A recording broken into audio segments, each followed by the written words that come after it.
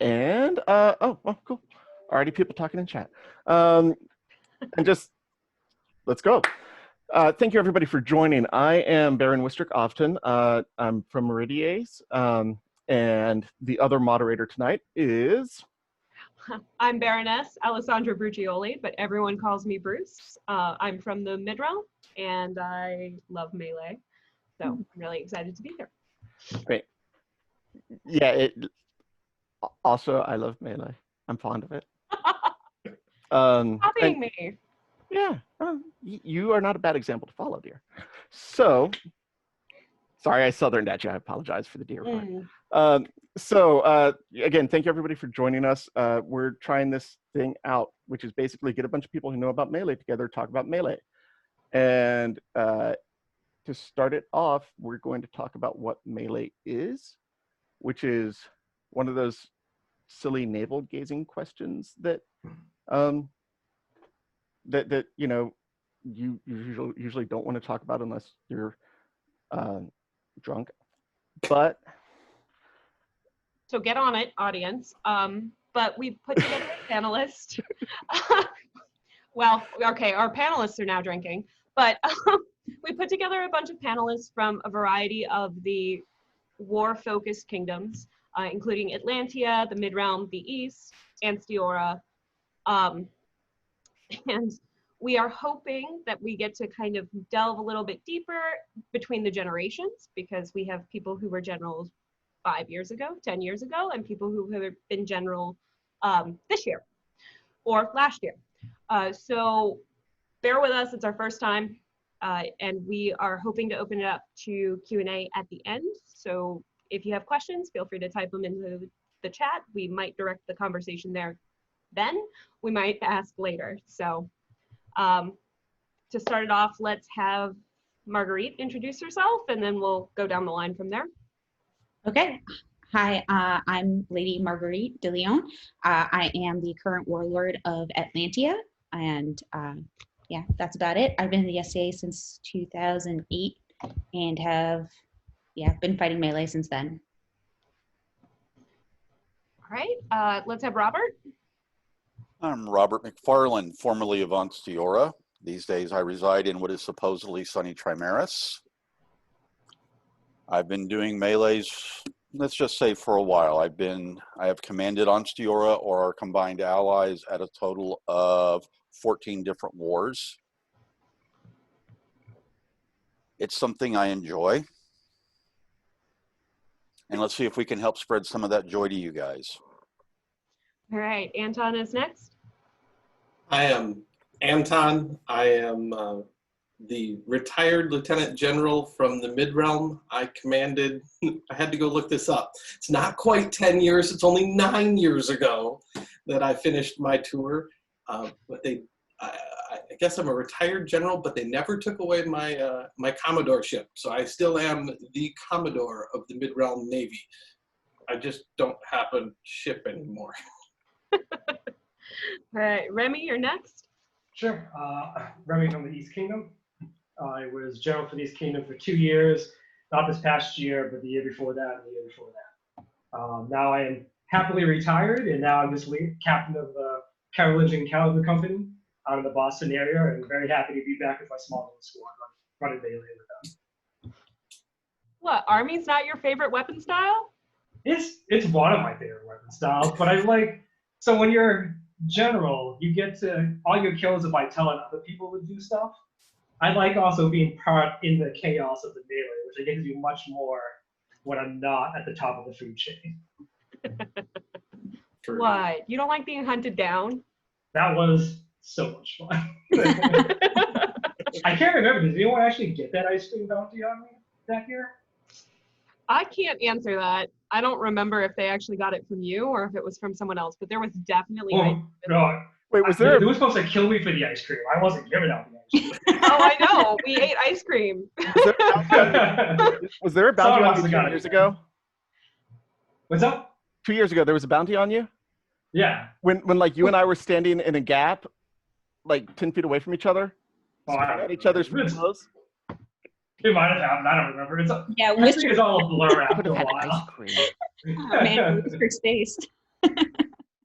We'll see what sides we're on and who gets an ice cream bounty next time we're all together. Hey, Meridiers at Pinzik, I'm an army of one, so I'm purchasable. All right. So should we jump on in? Yeah, let's do it. Okay, so we're going to start with what is melee, what is rapier melee. And in the single combat field, we always have this, like, is it an honor duel? Is it like first blood? Are we going for lethal? And then you get into melee discussions on SCA rapier combat, and we don't actually agree what we're doing on the melee field either. So to our panelists and to your kingdoms, are we doing the same sort of infantry battles that heavy fighters are doing? Are we doing civilian brawling? Something else? How do you conceive of what we're actually doing out there? What are we recreating? Robert. I think it kind of depends on like what battle we're talking about. Like Pentic's so much different than like a 10-on-10. I think we're trying to recreate different things. So like I think that also like we got to kind of figure out what size we're talking about when we're talking about like what we're trying to recreate. So all of you are experienced commanders, or in the case of Meredith, you started in the East, of war primary kingdoms. And that's not an accident. So let's start from the perspective of where it's not just a 5-on-5 or a 10-on-10. Let's start, what are we doing in the war points? I had a chance to think about that question earlier, and it occurred to me that the answer that I'd give you today is different than the answer I'd give you 9 years ago when I was wearing the General Stars. I think 9 years ago, I was really caught up in this idea of winning. That you know, Penzik was where your kingdom put its I don't know, like everything built up all summer long. We had to practice because we're going to Penzik, and are you going to Penzik? You need to bring your friends because you need to bring your friends to Penzik, and everybody goes to Penzik. And there was a lot of pressure. And looking at it today, I realized that the number one job, I think, of any commander, any general, anybody who's negotiating a Penzik war point is to remember that this is people's vacations. And we kind of have a responsibility to not get so caught up in this fight to forget that we're really here to have fun. And I'm not saying I'm mellowed with age, but I'm saying that I've come to realize that perhaps that's the most important things out there, rather than how I can manipulate the negotiation to put myself in the best position possible to win a war point. Not saying that doesn't still happen, but there's other things more important. Yeah, there may have been a chat a few weeks ago where manipulating war point negotiations came up. Mm-hmm. That might be the reason that this panel exists. Marguerite was yeah. So I've been joined by a cat in case my audio starts sounding like purring, but yeah, I think one of the things that I noticed that my mindset shifted a lot was when I became warlord, was really to that mindset of this is about people's fun, and how do you convince them to do what you know they need to do, and how do you make it fun for them, because that's what's going to get them out of bed and to the battlefield on time every day, and that's what we want, right? But to go back to the original question of like, what are we doing when it comes to war points, because of the scale of them, honestly, we're just fighting with swords. I have yet to see a rapier battle of 200 versus 200 in period, but I think there's still value in that because it's fun and it's what we want to do. So that's my. You would struggle to find any kind of historical precedent to what we do. If you do, put it out there because the whole world's looking for it. So rapier melees. This is how we ended up developing them for Gulf Wars. How many people here are longtime Penzik veterans? And remember the all-night pizzeria in the food court that used to be right there by the road? It's not there anymore. Now What's it's that long one. time? Like how many years? Yeah. Shush you. Was Marguerite alive? Probably. Well, was Bruce alive? We're the same age. Without me. And Was Remy? myself and Master Giovanni were staggering home from parties at different sides of Penzic and bumped into each other at about 2:30, 3 o'clock in the morning at that pizzeria. And our very long conversation is, what could we do to convince fencers to come to Gulf War? Because unless you were on champs, and champions at Gulf War was much smaller than what it is at Penzic. And other than that, there was maybe 5 tournaments. Not a lot of motivation for Rapier fighters to go to Gulf War. Okay, well, let's create this mass chaos activity for them, and it contributes to the war points. Now they can do something for their crown and be spiffy. And that's how we developed the Rapier melees at Gulf War originally. How can we get fencers to come to the war? So I guess a follow-up question to that, since I've heard it come up a couple of times, is how do we get more fencers on the field and what people are expected to do on the Rapier field? And I think delving in a little bit more to a good scenario, or that what is expected or what is fun, might get us a little more to the root of the question of what are we actually doing out there? Are we playing Swords in the Woods with our friends? Are we playing tag? And how does that vary from kingdom to kingdom? Like Atlantia has a reputation for running and turning left. Maybe right, if you ask them nicely. And I know the East has a reputation of get 'em right. And I know the Mid likes to overplan everything. Binders. Hey, the binders are mine. Thank you very much. But let's delve into that a little bit. So Marguerite, you're the first person who mentioned get people out on the field and get them to do what we expect them to do. So what is that? Yeah, well, if the expectation is for Atlantia to run fast and go left, like my job is really easy because that's what they want to do. But yeah, it comes down to a well-written scenario definitely helps. The other thing I would say is starting on time, especially at especially something at Penzic. It's a person's vacation. They don't want to be sitting in the hot sun. And then thinking that being there has an effect. So when you have a really lopsided war, where numbers-wise, where one side is way heavier than the other, what I've seen, especially for allies, is there's an attitude of, well, it doesn't really matter if I show up. Yeah, so those would be my top 3 things.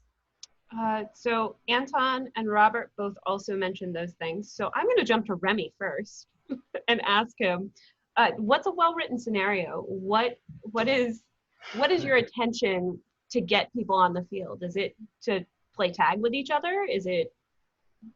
What are we doing? Yeah, so when it came to scenario writing, that is probably my weak spot in terms of like what I'm good at in terms of like commander and like as the general and stuff. So I didn't try to reinvent the wheel. I just took scenarios that worked the previous years, took feedback of what didn't work and what did work, and tried to make it a little bit better, to try to make it a little bit more fun, instead of trying to create a brand new scenario that may not work when we get 300, 400 fences out there at a large scale. Because sometimes, as you know, we test things small, you blow it up, not always kind of work the same way.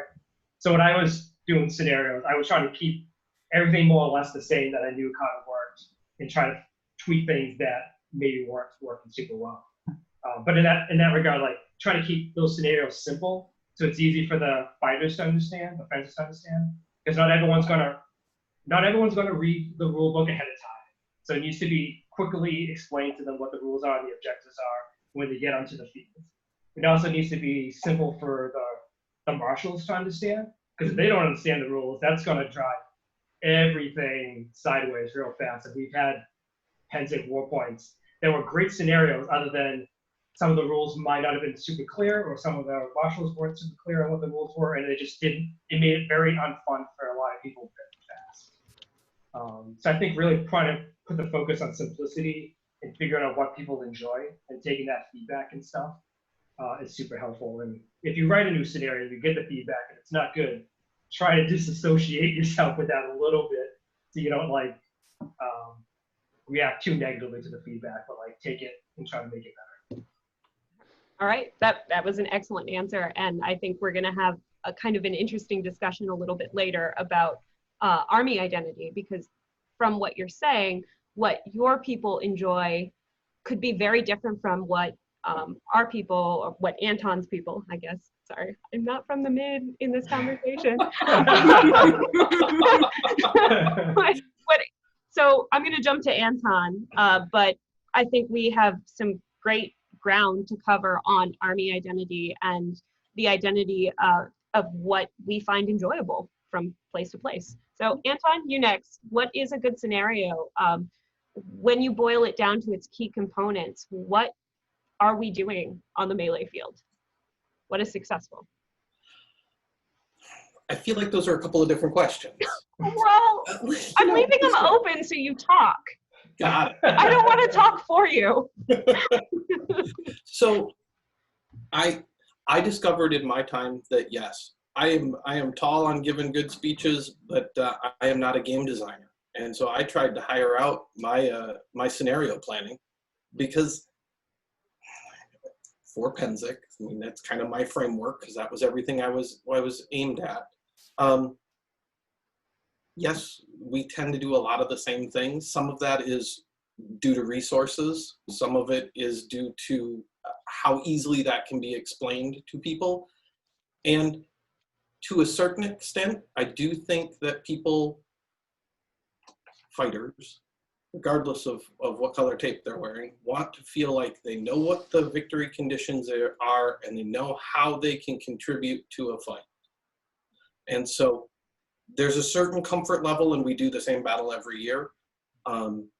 But you don't often hear, like, when the battle is always the same, you don't get legendary battles. You don't get the town battle, right? Like the D&D town battle is still talked about. I don't know how many years ago that thing has been. The one with the 27 houses? Yes, that is the one. And somebody posted someplace, they said, you know, if you were to put all the effort into building that town, maybe we should run more than one scenario through it. I thought, now this is an idea that we can do something with. Might have been me. Well, you know. See, I didn't want to throw you under the bus for bad ideas, but I kind of like this bad idea. I'm bummed I wasn't around for that, Penzic. Because I see the picture of that map pop up once in a while, I'm like, this looks like chaos, and I love it. In that scenario, in that particular one where there's all these potential buildings, I can close my eyes and pretend that it's the Bartholomew Day massacre in France. We've got French versus Huguenot. We're fighting in a city, and in that moment, I can point to a point in history where it may have looked like that. Now, granted, we didn't have muskets and pistols, but there was way more going on with way more minute objectives. You had more things you had to do. You had to deliver something. You had to pick up a thing. I will observe that perhaps changing the victory conditions for each run of that battle got confusing for everyone, and that would be a thing worth taking back. I feel like when we analyze Penzic battles, what things worked well and what things didn't work so well, because we're always the fighters, we're the generals, we're the people that are involved, you look at it as it's a two-party operation, right? It's us and them, this color tape versus that color tape.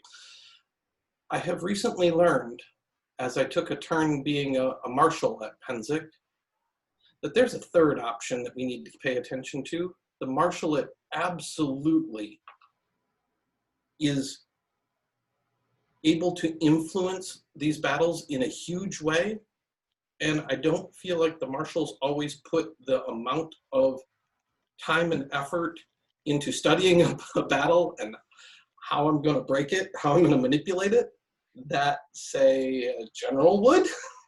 And sometimes that shows. So that's a personal project of mine later, is how to better train marshals for huge melees.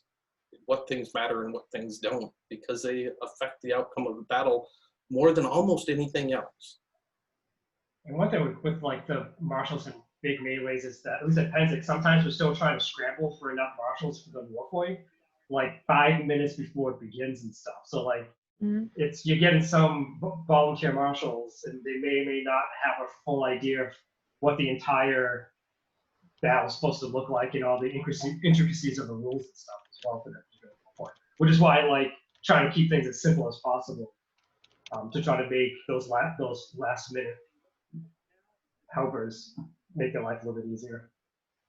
Yeah, I have a rule whenever I'm thinking about scenarios. It's so there's always going to be that person who does not care about the victory condition and just wants to show up and fight. And they need to be able to not know what that victory condition is and show up and fight, whatever your rules are. So that way you don't have to try and convince them to care. They can just go fight.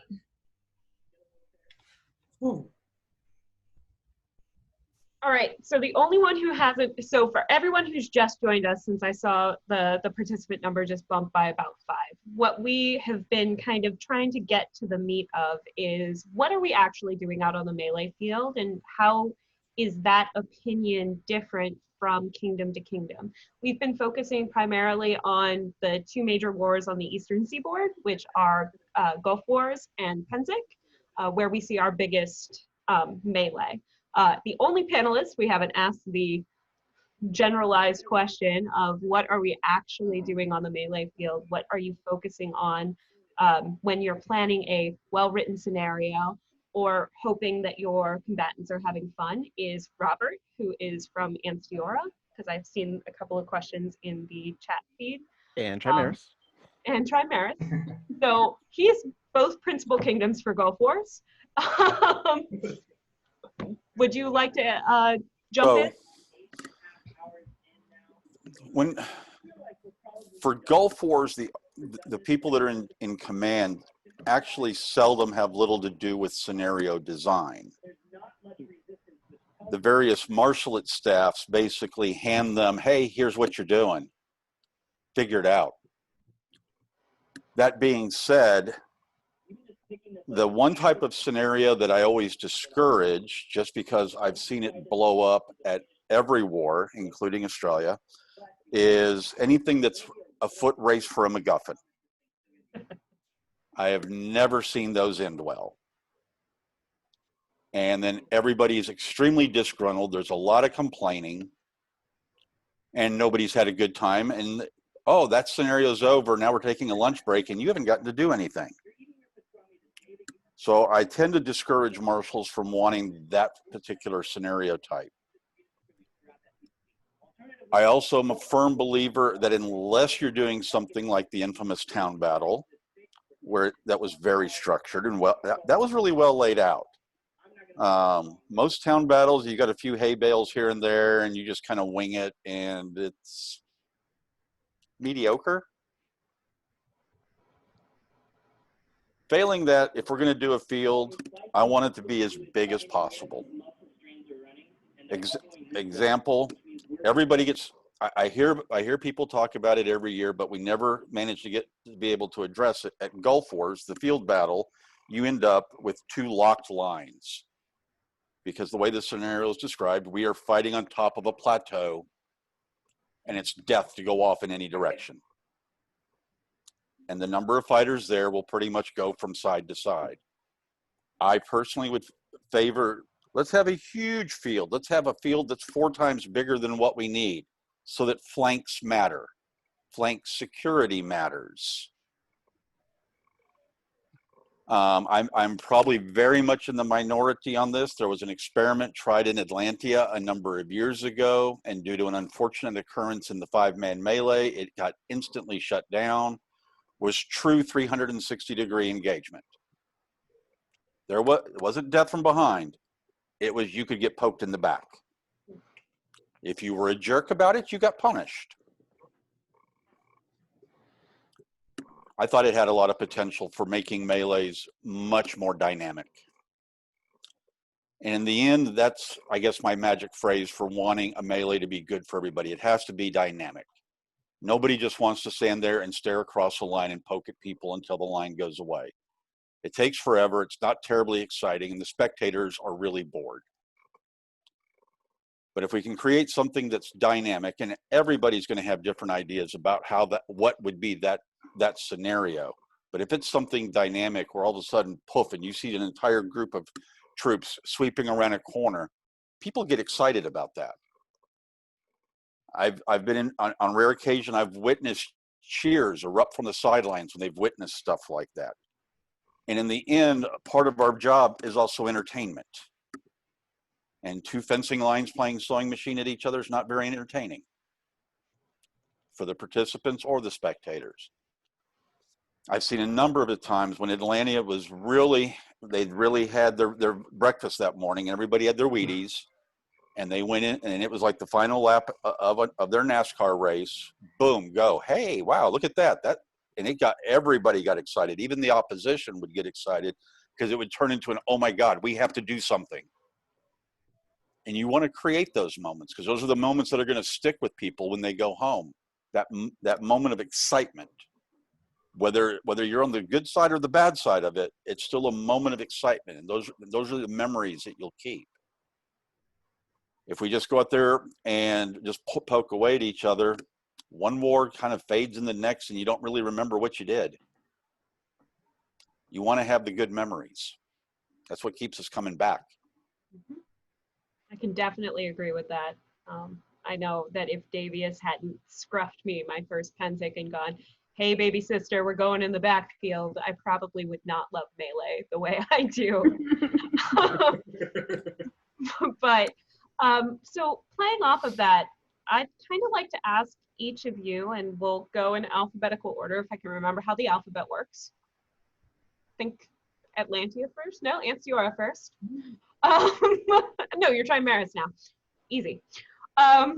And we're going to talk a little bit about the identity of your army.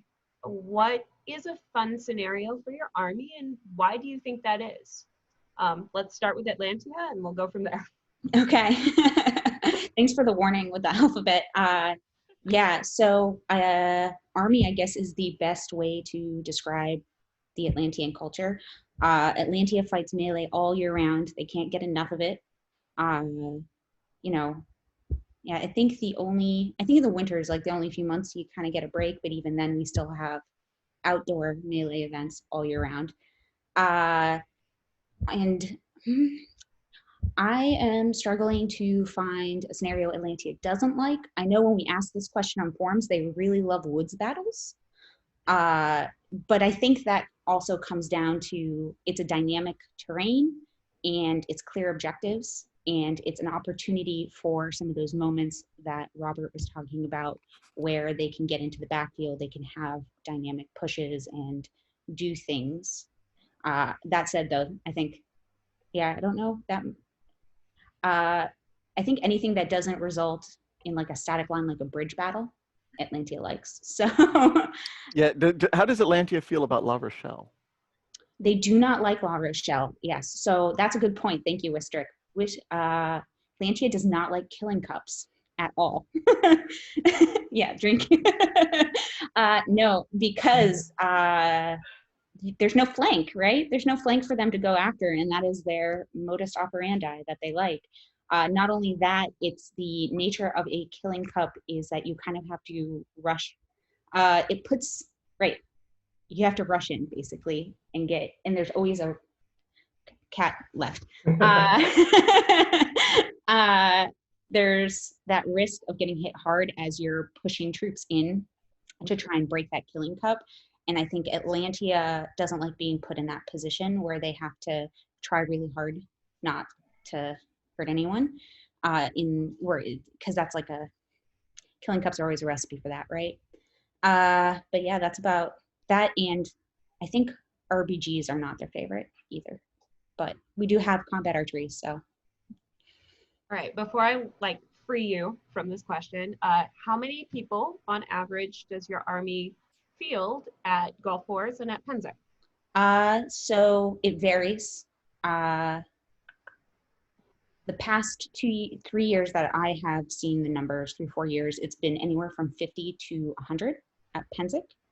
That's for names that we know are showing up, not necessarily who will be there at each day, because you never know. At Pennsic, it can be anywhere from 5 to 20 or 30. Okay. And now you're free. I'm going to jump to the east. Remy, you're next. Same question, but could you start with your numbers for Gulf Wars, if you know them? And oh, jeez, Gulf Wars, maybe 10, maybe. I think we showed up with 15 to 20 one year, and it would never even close to that high most time. I'll get messages how many people come to Gulf Wars? I don't know, 3, 4. I have no clue. Pennsic we get over 100. I think we'll get around between 100 and 130, I think, give or take. At least that's how many people report in early, and then day of, who knows at that point. But that's how official count goes. Them every day, Remy? We do, but I don't have them all memorized. I have your data. Do you want it? I'm retired. I don't know what our numbers are anymore.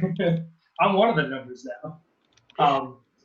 But in terms of our mentality or persona or whatever, as Bruce kind of mentioned, there was East really much has that get 'em ready, just kind of run out there, cause chaos. So it's very much, I always kind of saw our fencing community, at least our culture, being very much like a mob, just like a mob with a bunch of swords and daggers, and we just run it out there and stabbing whatever's in our way until there's nothing left to stab. I personally have tried taking us from a mob mentality to more of a militia, where we actually have some tactics to go along with just the bloodlust of running out there and stuff. But we still do very much just like to run out there, just try to mow down whatever's in front. Specifically, the East really loves the woods battle. The East loves the woods, running around the woods. It's just so much fun for us. It's one of my favorite ones too. I like you can get really creative in the woods. You don't need to be the best melee fighter or fencer out there to really make a pretty good impact in the woods if you're very creative, which I think is one of the reasons why I kind of like that scenario. All right, excellent. So next is the mid with Anton. So you started with numbers, and my numbers, I looked up my reports that I did 10 years ago, 9 years ago, something like that, because here's the big secret. Yes, we do write after action reports. It's terrible. It's been going on for way too long, but that's and no, let's go to the point where you were able to look them up. So they're archived. Yes, and I have his numbers from this year once he gives his numbers from his year. No, yeah. No, our numbers for Gulf Wars, honestly, your numbers are pretty close to the ones that I had. It's 10 to 25 at Gulf Wars, and you've got 126 to 150. My low year, we had a low of 86 and a high of 248. So we're right in that neighborhood. Because it's fairly consistent. What do we like to do? What do we not like to do? Hi, I'm from the mid-realm, and apparently we, I don't know, my first year as XO, we started getting invited to the Heavy Fighters War College, and there was an after-action report, and I didn't know I had to write a report. Every general since me has had to write a report listing every battle, what the description was, what the grand strategy was, what the strategy was, what the tactics were, what our number counts were. There's a lot of information and a lot of paperwork that gets put into this stuff. But I think I can see the result of that. not only in the mid-realm, but absolutely, Remy, when you talk about the East being better, is because we've had to move away from this idea of a mob. When I first started, my first Pennsic battle, I remember, there's a photo of it, and yeah, it's like, Robert, you talked about, there was 2 lines of people in the middle of the field, and you could have shot a cannonball down the middle of it, not hit a single soul. There was nobody. And now we spend so much more time talking about advancing an echelon and how to provide a flank and have a reserve unit that can take advantage of situations. Those are all things that they were just getting started 10 years ago, and now I'm seeing them consistently across the field. I think I get probably the best bird's eye view of how some tactics are improving every year, because I'm the guy running La Rochelle. And I know you mentioned that Atlantia doesn't particularly like La Rochelle because it's the Kill Cup. But as the guy standing above the bridge, I can tell you I've seen how the tactics have changed and how they've improved, because our number of safety holds has gone to almost nothing.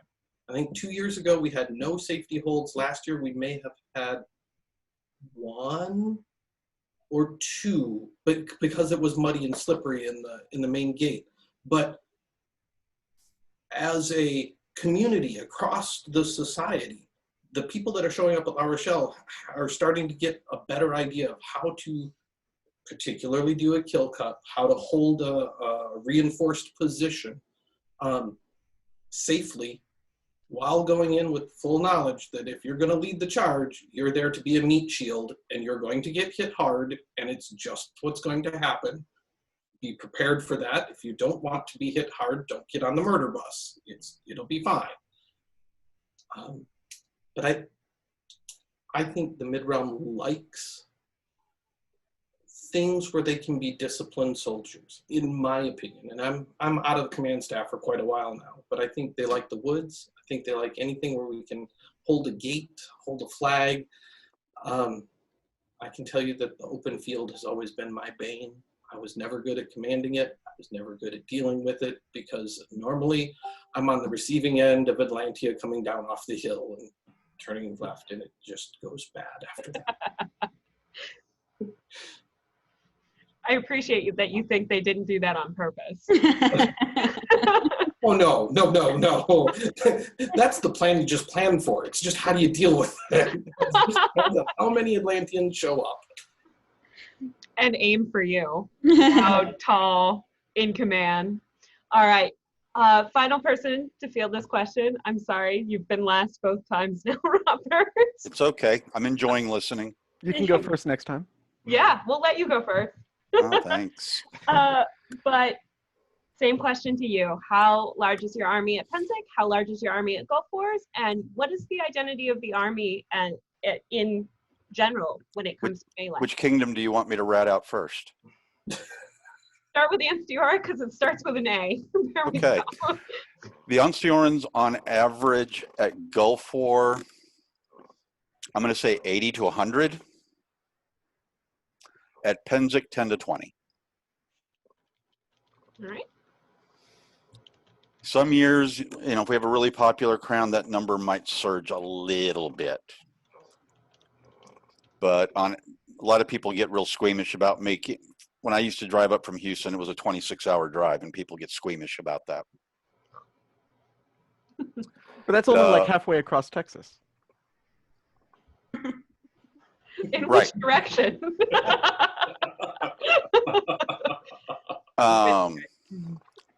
The mentality the visual I would have assigned to the Ansteorran army, if you're familiar with the modern National Guard, where some of the guys are full-time professionals and drawn from active duty, and the others are there for their 1 weekend out of the month, 2 weeks in the summer.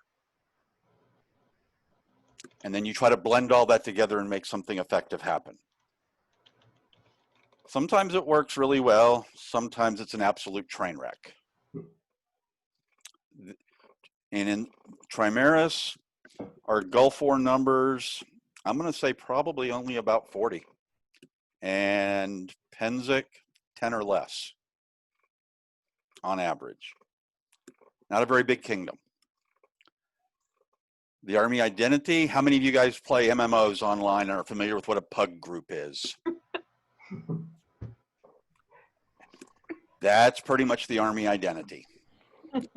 On rare occasion, you'll get a small group that'll form up on a charismatic leader and go off in that direction. That's no guarantee that they've talked to the crown who's going the other direction.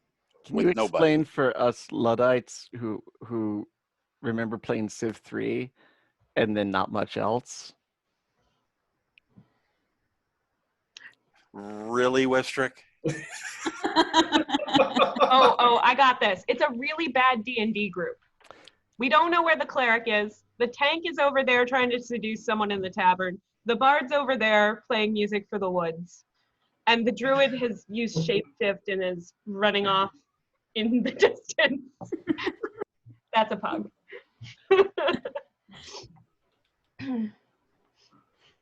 And none of them know each other.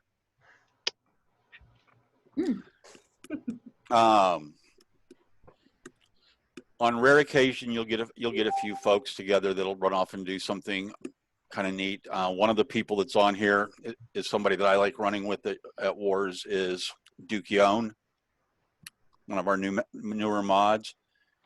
He's good at finding places to get us in trouble, usually with his mouth.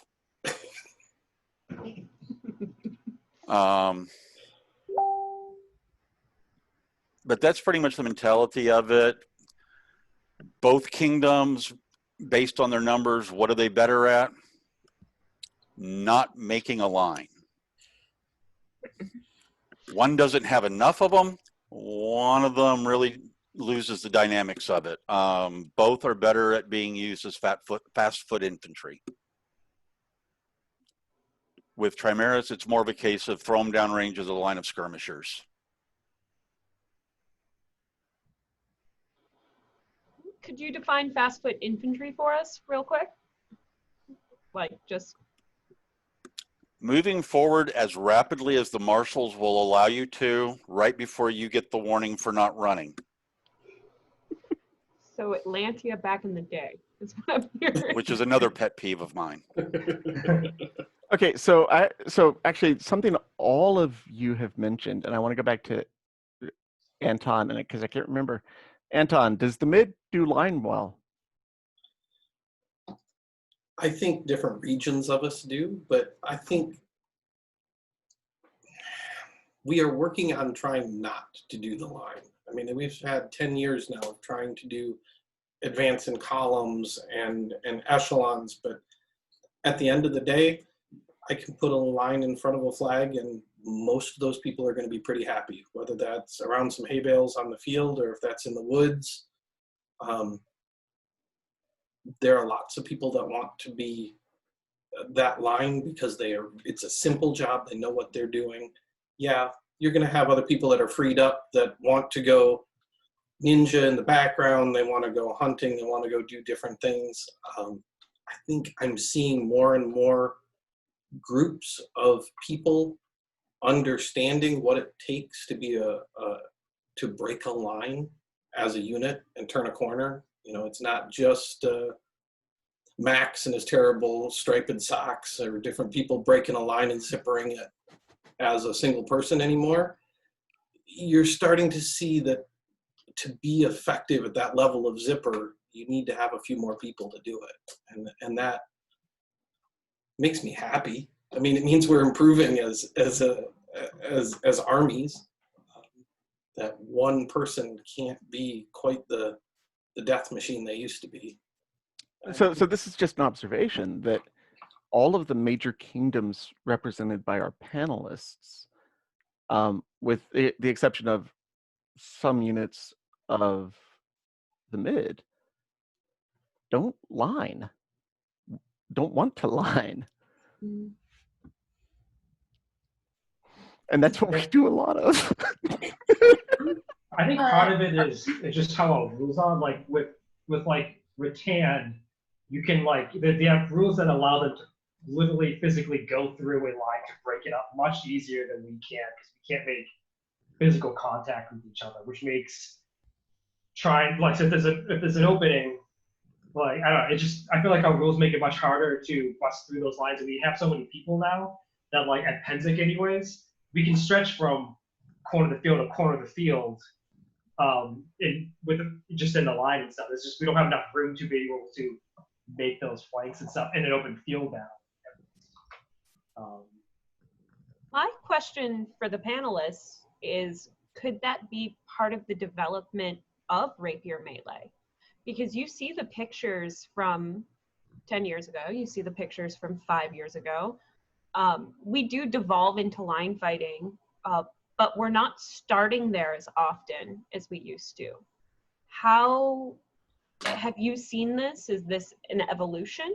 Is this a part of learning what our army likes to do? Is this a part of the army getting more comfortable doing Rapier?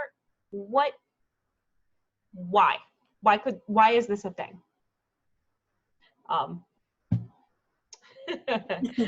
Let's start with Robert, actually. I'm going to be honest. I don't think it's an evolution. Okay. I think the armies are getting more comfortable in their roles as we get more veterans in the ranks. But I believe that a lot of it is circumstance. Okay. People are developed as people do more melee. You train the eye more so than even training the body, and you find things you can or cannot take advantage of, or where you see a weakness, you know that, okay, I got to throw a line of guys up there really quick to deny this to my opponent. The formation may not be what you want, but it's what's going to stop the bad thing from happening to the rest of your units. And so you've stopped something here, and then you've stopped something there. Next thing you know, we have a giant line again. Okay.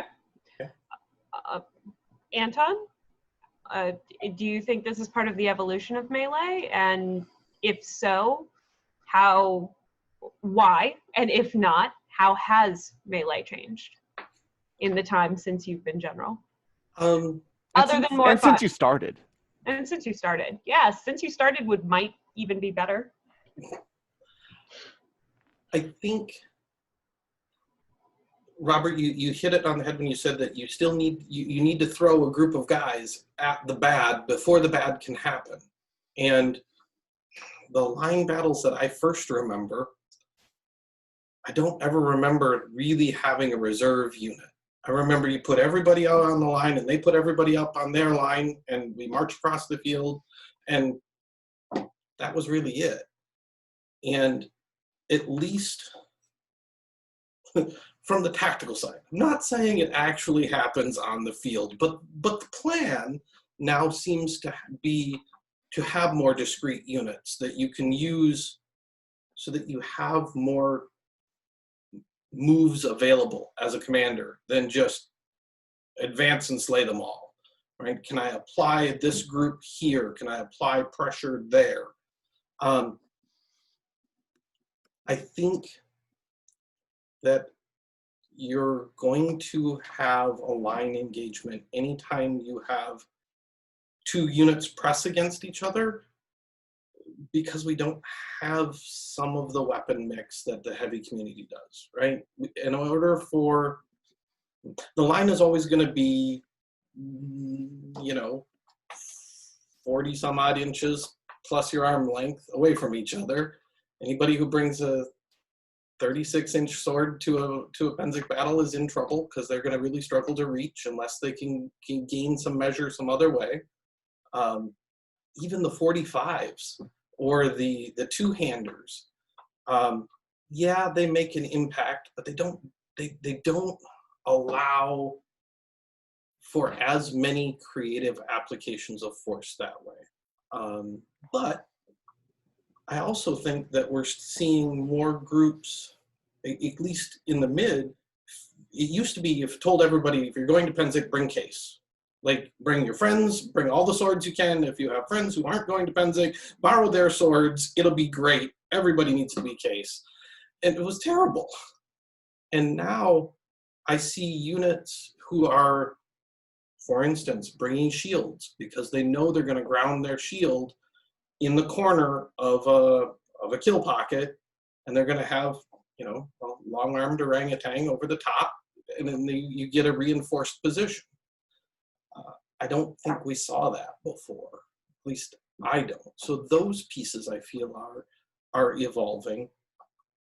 But I think with where our battlefields are, we're always going to have a line fight. Until we go build 28, 40 buildings out of hay bales that force everything into alleys and slots and away from solid lines, we know we have to cover a X amount of distance, because if I leave my flank open, bad things are going to happen. And so I have to deny as much of my flank as I can, and that means spreading out as far as we can. I think. Sorry, just to follow up something you kind of said in there, and we have a question in the chat about, do you think that the line fight is scenario driven, or is it our lack of varied weaponry? Is it the lack of actual buildings? Or yeah, field setup driven. I think a lot of it's driven by the space we have to work with versus the number of fighters we have available. A lot of times that drives part of it. The type of scenario will drive part of it. Again, I'll use Gulf Wars as the example because it's the easiest one for me to quote. When they developed the field battle there, and every year the marshals measure off the plateau, and then everybody squinches their troops to make sure it goes from edge to edge. For the last 5 years, I have campaigned for us to be able to use that entire field that the heavies use out there, all the way down to the castle. And with the numbers of rapier fighters that are brought, we're not going to be able to stack from side to side. You're going to have open flanks. You're going to have to worry about these sort of things. If somebody gets too far out in front on their own, they're going to get suddenly munched. Penzik, well, let's be real. We can't get the field much bigger than it already is unless we get rid of some of the camping or some of the parking. I don't think that's going to go over real well. So there's a lot of dead space between the sort of top of the rise opposite the fort and Rapier tent. You move those pavilions, Sparky. Yeah, Wistric also likes running up a hill, apparently, because as the hill gets worse up there, doesn't it? Yeah. The hill gets more noticeable. That shouldn't be that big of a factor. The biggest factor, I think, is the way that and you would have to get this coordinated between Rapier 1 and I guess Armored 1, whoever the top marshals for Penzik are, is on that given day to have nothing set up over there, because there's always a stack of pavilions in there. Sometimes 2 rows deep. You can get to work on that, Wistric. Start the campaign. If only we had some Easterners and Mid-Realmers on here who might have the ability to actually influence that. I mean, it'd be amazing if the other sideline was the Rapier tent. Yeah, or move the line of pavilions back. I love how you think we have say in that anymore. Remy was telling us he gets to decide what the scenarios are. Right. We don't get to decide the field size. There's literally a map drawn that we have to plan our scenarios on. Yeah. Moving the banner or moving the pavilions wouldn't be such a big deal, but that particular spot I also think is where the ambulances go, and that's a fight we can't win. And the fire trucks. That's how I had it explained to me. What happens when these set on fire, which was fun. You have a bonfire. I think that's what happens. Right? We'll all be warm. Yeah. It'll be fine.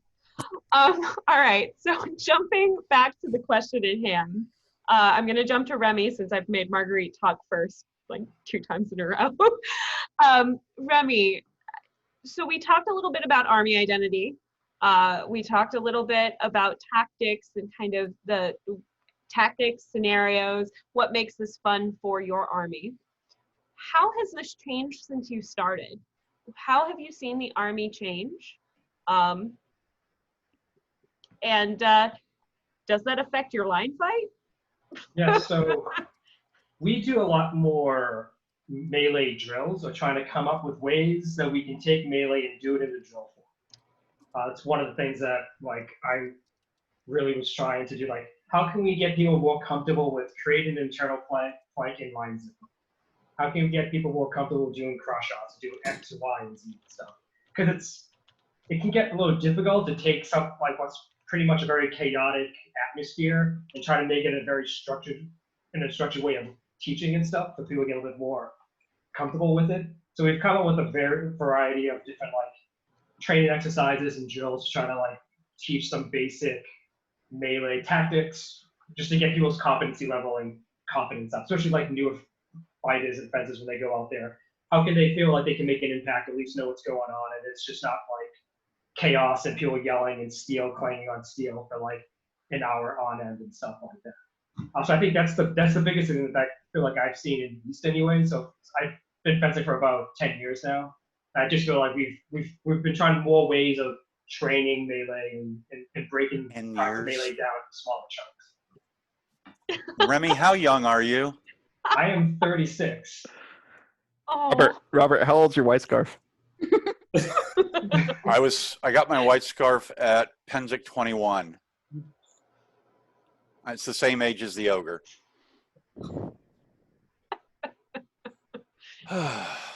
Hey, we picked our panelists so we'd have a range of experience. Well, I don't feel that horrible. At least he's older than John Drake. Sure, but like, who is Everyone's older than John Drake. I think my dog. His brother's not. I think my dog might be older than John Drake. Miguel's younger than he is. All right, Marguerite, you know what's coming. Yeah. Same question. How have you evolved? Yeah, so I guess it's an interesting question for me. I started as a heavy fighter in the East, and I primarily heavy fought for about 5 years. So, and then at some point started trying to do both. So I don't know that I've seen as much of how much Rapier could have changed between that time. I know in Atlantia, what we have seen is kind of like a retiring of a certain group of people. And that group of people tended to be who liked to fight in lines the most, or did the best, I should say, in lines. So we have been focusing more on training the newcomers as well, but training them how to like lines. Okay, so you kind of said that you didn't feel like you had that long of a thing. What have you seen in your time, in your few years as Warlord, even though it wasn't really expected that you'd be Warlord last year? Yeah, no, last year was the first year. The year before that, the year Remy was General of the East, I wasn't supposed to be Warlord. That's where it was thrust upon you. I was remembering something. Yeah. Who knows what? Got a call, yeah, 2 weeks before Penzic or something like that. I think the process for how wars are handled has become more transparent down the line. Let's go with that. Including things like champions and when those things happen and what those things mean, especially the Rapier melee champions. I think that's become more known, and that's the thing and where it happens. Yeah, that's what I got. Okay. One thing I've noticed over the last few years with Penzic anyways is like East and Mid really trying to work with each other when creating scenarios versus like trying to win the negotiating war point. Because I know that for a while that was kind of a problem, and I was hearing a lot of complaints about that. So like Malokio did a great job before me as Joe trying to work with the mid-round generals and warlords to like make it so it wasn't like we weren't already at each other's throats before we even got to the field.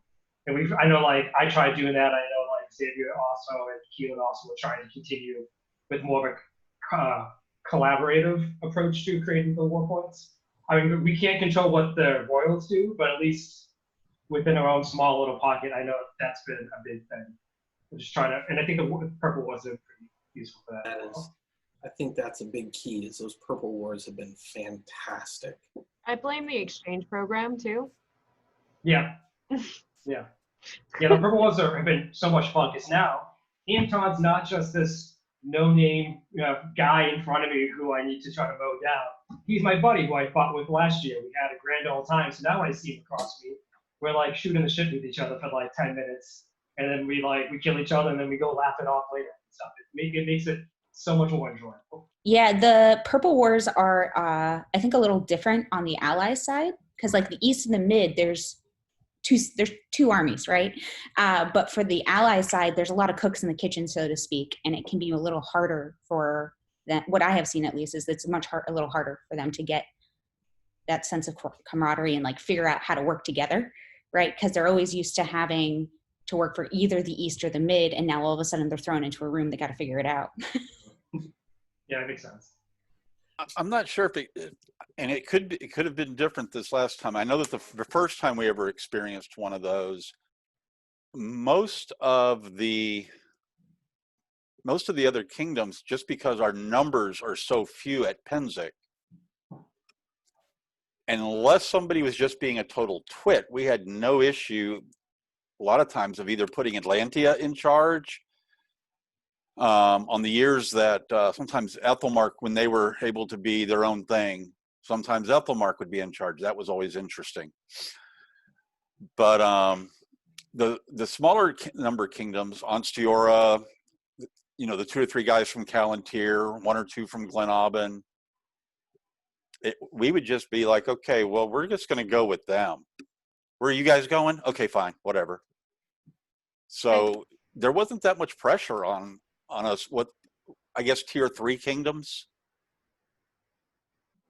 I think that it really does depend on who's in charge of both Atlantia and Athelmark during the Purple Wars. A really good charismatic leader. We've seen some really nice Purple Wars and great bleh from both sides.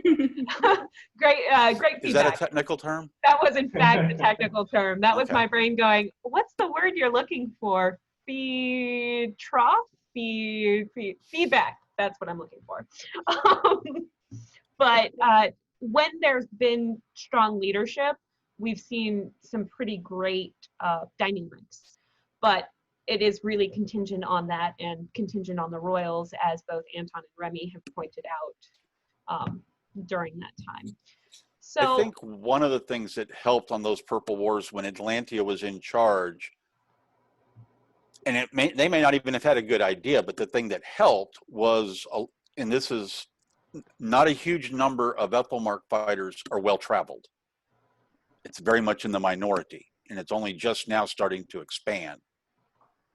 Whereas you throw a war somewhere in the known world, there may not be many of them, but usually at least 2 to 3 Atlanteans show up out of somewhere. And so that people get to know them. So they get comfortable with them. And that's a huge part of it. it's actually funny how many factors there are in what makes a successful war, what makes a successful army. Even interkingdom, within our own kingdoms, within our own units. It also really dictates where melee is headed. I mean, we've heard from the East that they're developing techniques. We've heard from the Mid, we're trying to develop more versatility and a little bit more closeness within our separate regions. With Atlantia, they're figuring out how to be one army, same with Trimaris and Ansteorra. So kind of the next big question, which I'm going to field to all the panelists at once, so pipe up when you have an answer. I'm not going to go kingdom by kingdom. Where do you see melee going? And you haven't mentioned, like, we have these law changes, or these society rule changes that have come into play. That are, by the way, this is my lady Suniva that is hovering right here. So we have these rule changes that have come into play where we can now have C&T melee, and we can have spears, not just as experiments. And so as you think about, as you all look into your crystal balls, and where is all this going? How much of that is going to come into play at our wars? All right. Yeah, don't talk all at once. Good luck. Who here has participated in a C&T melee? Has That done what? participated in the CNT melee experiment prior to. I created it. Okay, yeah, I wanted to see. That was all. I think the CNT melees are going to as they're going to grow extremely slow because there is still a lot of apprehension amongst a lot of the fighters.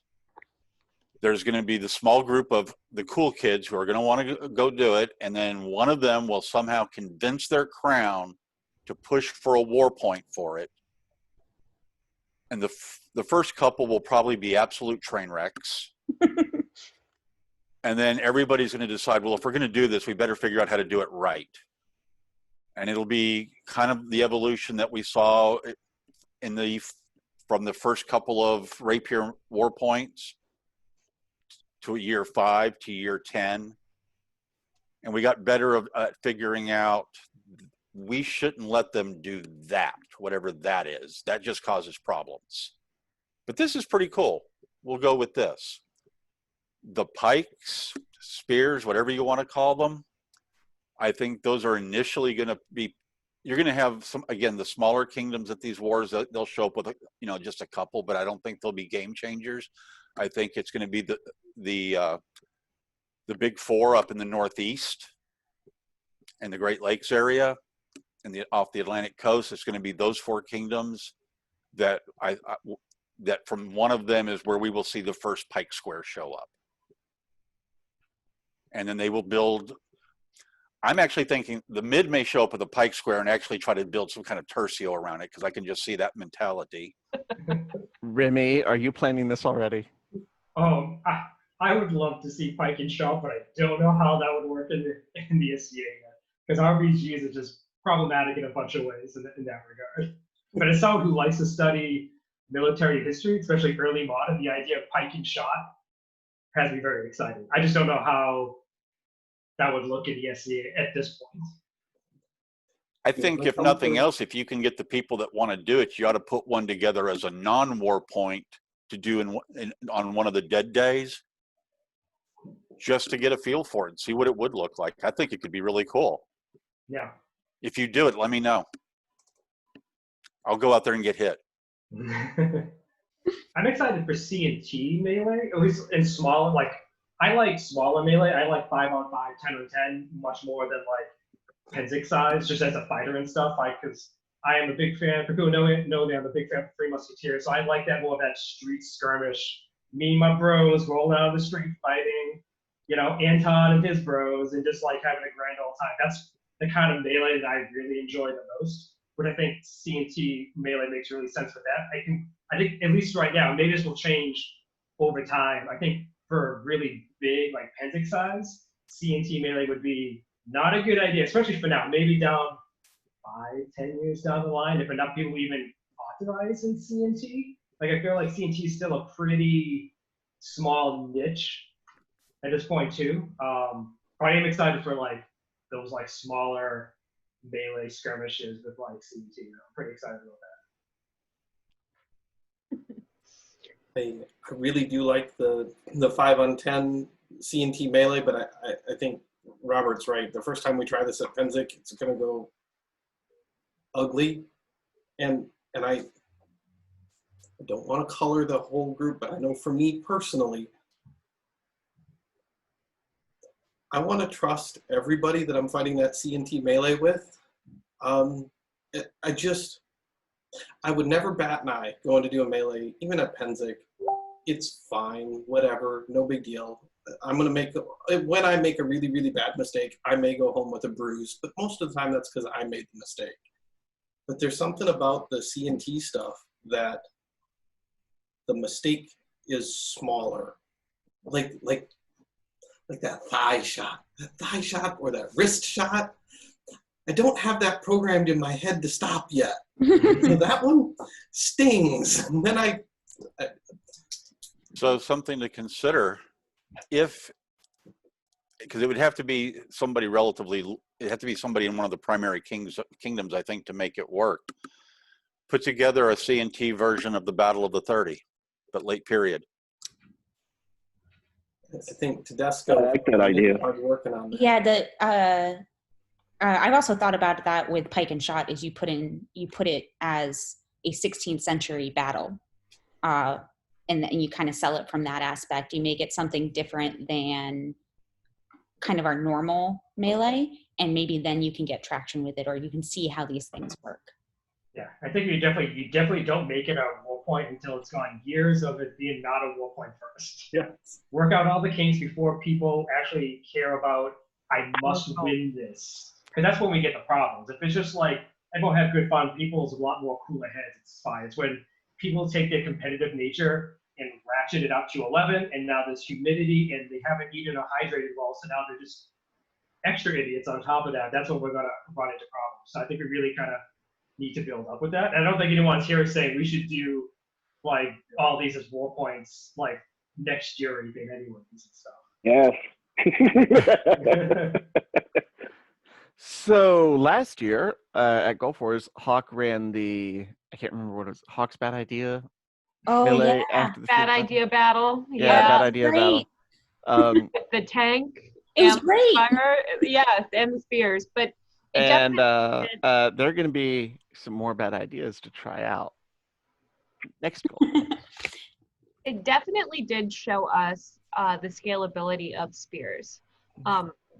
For me personally, having been there, participated in both the command side, the marshalling side, and both in all, and the combatant side, there is a scalability issue with the pikes and with the spears that I can see coming down the pipeline. So I definitely agree with some of the things we've been hearing from our panelists about not making this a war point until we've worked out all the kinks. So I guess we've asked the big question. We've asked about spears, pikes, cut and thrust melee. What about the smaller question about where do you see melee going? Where do you see melee going for your kingdoms? Remy has kind of already touched it with the East is working on tactics. Anton's kind of touched it with we're working on our cohesiveness. Marguerite's kind of touched it.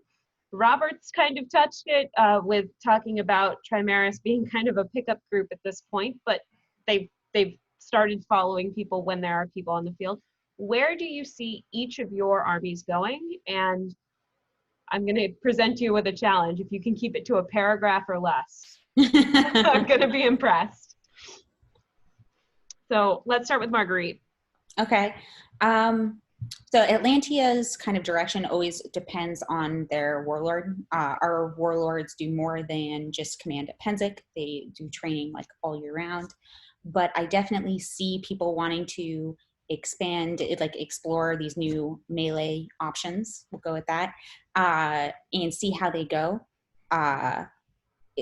The spears may change what we have previously talked about the staticness of lines. Right now you have spears, may become more dynamic, and it may resurrect RPGs. You don't know.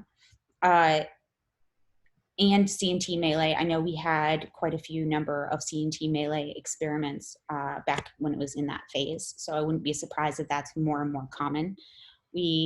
So yeah, that's kind of my guess is that we'll be experimenting. Okay. Robert, you're next. Oh, where do I see us going? And you can limit it to Trimaris since you're there now. Okay. So the first gimmick here, plain and simple. For those of you not familiar with the kingdom, it's a very spoiled kingdom. Nobody wants to drive more than 2 hours, which kind of hurts my brain.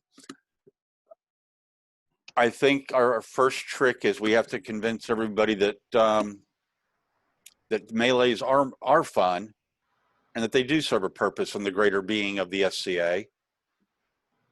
And then once we can sell that successfully to more people, that we can actually get them to show up for these practices, then we can actually see if we can someday be a noticeable contributor at a Penzik.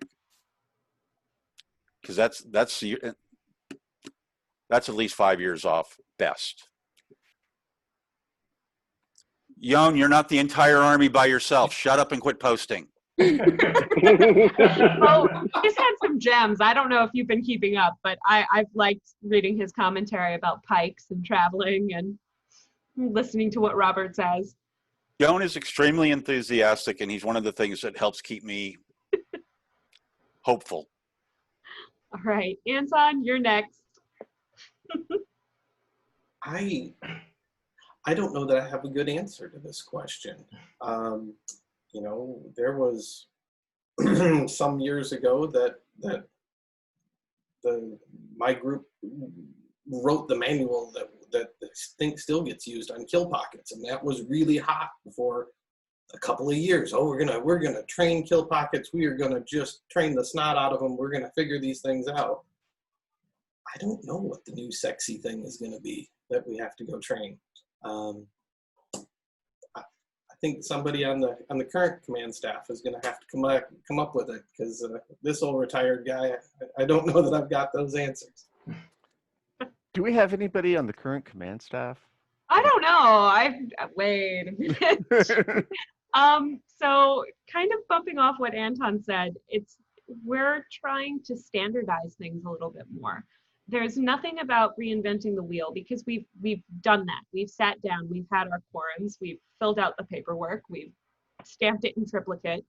And we do like drilling things. We like learning about the things theoretically speaking, and through drills and through war camps. So right now, speaking as the mid-realm, one of the mid-realm XOs, we're working really hard to put together a cohesive, easy to understand melee manual, including drills and whatnot that can be used for getting people geared up for Penzik each year when our melee season starts. And when I say geared up, I mean safe. So we've been taking marshalate concerns under advisement from our KRM and putting it in there. I mean enthusiastic and keeping people's brain meats happy on the melee field, talking frankly about things like parity and being outnumbered, talking frankly about adrenaline and adrenaline dumps, talking about some of those things that could cause people to not enjoy melee as much. And then also talking tactics and talking about what our various units are good at, and trying to help. For the mid-realm, we're very secular. We joke at home that it's Italy. We're a bunch of city-states that are at war until there's a big war, and then we kind of get together and pretend we know how to get along. So what we're doing now is we're trying to make sure that our various regions communicate with each other and understand what they're trying to do, so that we can save some of the headache later on and make it easier and push melee while still keeping it fun, but push melee into something that is legitimate and sorry, I'm passionate. It's a pet project. I'm the one with the Google Drives trying to collect all this stuff. Yeah. Binders. I wish I could move my webcam because I have a box full of binders under my desk for this. But before we move away from that one, I think you hit on one piece that I think I would like to comment on, because you're right. I was thinking about a tactic, a kill pocket, how to do a better field, and I think the piece that we saw 2 years ago was we're seeing more drive to not just bring your friends to Penzik. Oh, you need, because for a long time it was always, hey, come on, we're all going to go to Penzik, and we're all going to go to Penzik, and you should go to Penzik, and oh, you've only fought for three weeks. That's cool. Come to Penzik. And it turns out those are the people that get hurt. And I feel like we're starting to see more responsible recruitment, if that's a phrase. If you haven't done some of these bigger in-kingdom melees, if you don't have that situational awareness, the worst thing we can do is convince you to come to Penzik, where you're not prepared for the scale, you're not prepared for the physicality. And if you get tired, your brain gets tired, you lose track of measure, and you end up in a place that you get hit hard because you should have never been standing there, because the person who threw the shot said, you're never going to step forward there. I'm just going to throw a shot to keep you honest and keep you backed off. And the next thing you know, it's, oh my God. And then there's a medical hold. I feel like that's a thing that I want to see less and less of. And I'm seeing more and more people talk about, don't just bring anybody, but set people up to succeed. Don't set them up to fail. Sorry. Thank you. That was more than a paragraph. So, to step away from that down note. Don't worry, Anton. I just wrote the next great American Midwestern Gothic novel on Midwestern melee. So, on that note, sorry, Remy, can you give us a paragraph on the micro of where you think the Eastern Army is going? Yes, I think we're going to see still more of a formalizing what we're doing, or professionalize it, trying to make the East Kingdom Rapier Army as professional as one can get in the SCA is kind of the trend where we're trying to head towards.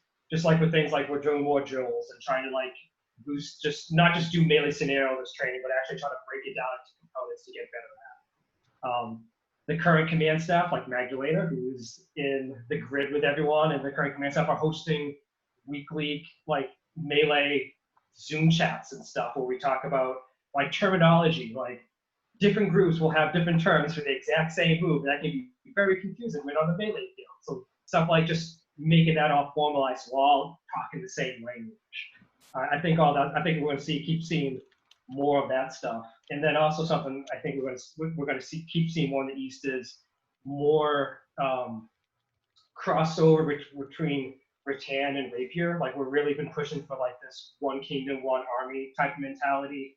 So now Rattan's just not another group that's doing their own war points, but we're trying to work together and help each other out in war points in some different ways, or at least kind of be good cheerleaders for each other's groups and stuff. Even though years ago, Rapier and Rattan really was a big rift, trying to mend those rifts of the cultures and stuff, so it's more friends and not just two different groups of strangers on the same side.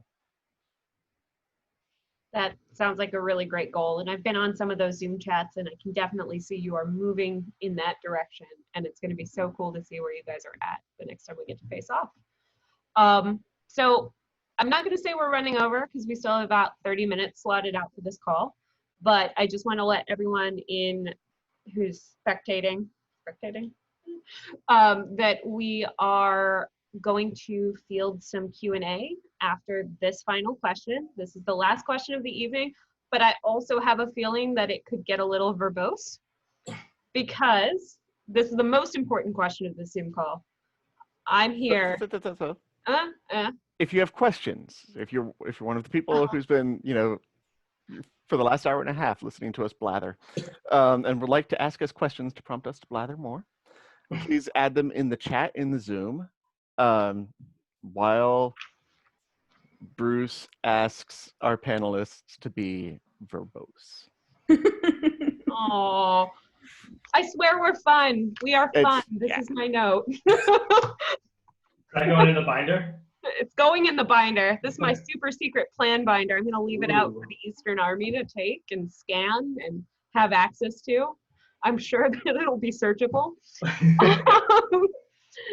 No, it says we're fun, except it's backwards for you. But this is the most important question of the evening, in my opinion, my humble opinion. I want your favorite, no shit, there I was story from whatever war, but I'm asking for a large scale melee, not 5-on-5, not 10v10, at least 30 people on each side, please. And who wants to go first? I nominate Remy. That's just mean. I mean, come on, we got to have a little East-Mid rivalry. I don't know if I have a everyone really. on the phone. I don't have a good one because I've spent so much time on command staff that this past year was really only the first year that I was not on command staff, so I actually really fought in the melees at Pensic. It doesn't have to be about you. This sounds like excuses. Sure it does. I don't remember about anybody else. Bruce's face says it should be about us. Wow.